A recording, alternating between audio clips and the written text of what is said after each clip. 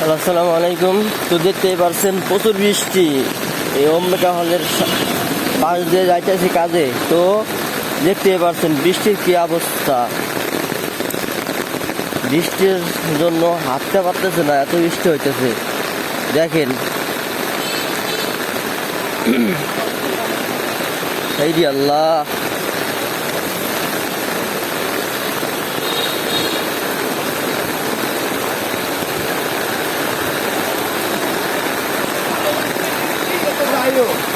কি রে অবস্থা। পানি বাজে রয়েছে, দেখছেন ভাই, পানি গিরা পর্যন্ত।